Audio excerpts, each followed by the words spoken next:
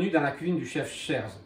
Aujourd'hui, au menu, je vous propose un tartare de bœuf, mais un tartare de bœuf à ma façon. On va commencer avec les ingrédients. Ingrédients pour notre tartare de bœuf, j'ai choisi aujourd'hui de l'intérieur de ronde. Ça aurait pu être également du filet de bœuf, mais beaucoup plus cher. Dans les assaisonnements, vous verrez que dans mon tartare, il y a du cognac ou brandy, des herbes, persil, estragon, moutarde de Dijon, capre et cornichons, je les ai mélangés, échalote française, du poivre vert, le poivre vert qu'on trouve dans le commerce, dans des petites boîtes comme ça en saumure, un jaune d'œuf, fleur de sel, huile d'olive.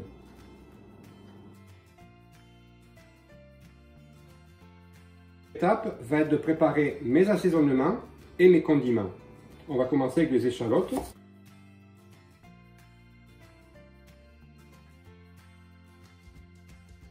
J'ai besoin de mes herbes hachées. Vous voyez le pourcentage en persil, j'ai à peu près 20-25 g de persil une fois qu'il sera haché. L'estragon, c'est une cuillère à café à peu près. Donc là, c'est important quand même d'effeuiller, c'est-à-dire retirer les feuilles de l'estragon, pas hacher la grosse tige. Je vais rajouter le persil et tout hacher.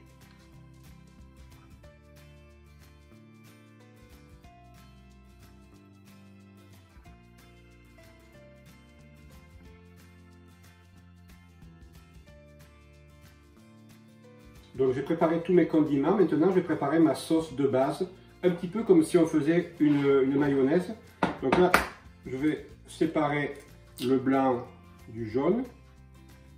Pour la technique, on va dire que c'est clarifier un œuf. Donc là, j'ai besoin du jaune d'œuf, comme pour une mayonnaise. Moutarde, sel, huile d'olive.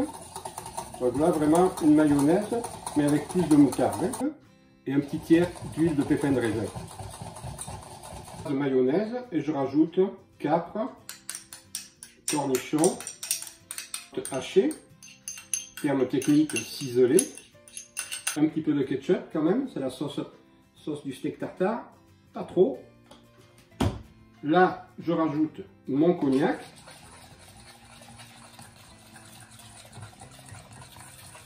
le tabasco en fonction de la force qu'on veut dans notre sauce tartare, un trait de vinaigre de vin rouge,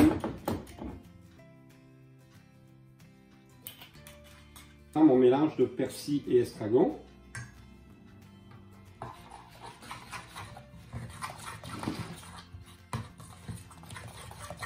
Sur tartare de bœuf ou tartare de saumon, bien entendu, il faut travailler sur la glace avec le produit très froid. Donc là, l'étape facile, on va couper des tranches et après, on va couper des petits cubes.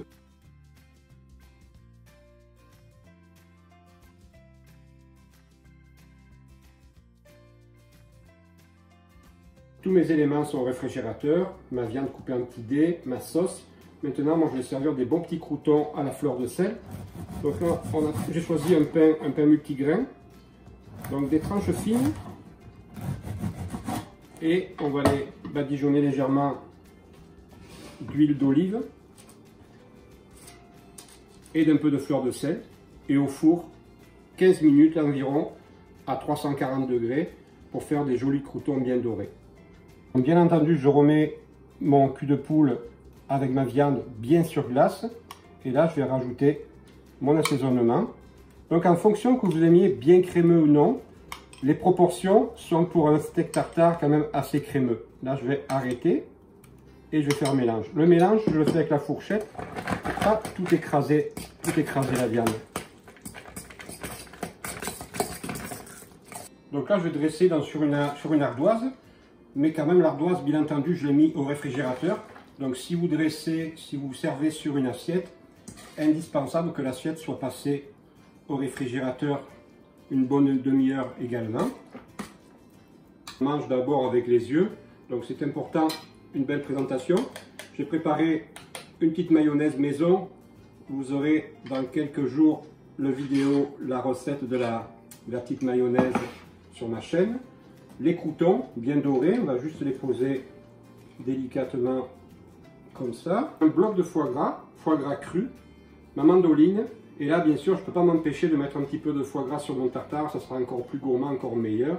Donc quelques copeaux avec mon foie gras cru. Mon foie gras est à la limite d'être congelé. Les copeaux de foie gras, je les ai posés sur mon papier film. Si vous le préparez à l'avance, vous pouvez les mettre au réfrigérateur qui garde leur forme. Et là, on va déposer nos petits copeaux de foie gras. Voici le tartare de bœuf à ma façon. Un peu de poivre vert, un peu de cognac et tous les assaisonnements. Et fini avec quelques copeaux de foie gras. Donc bonne dégustation, bonne soirée, au plaisir de vous retrouver sur ma chaîne.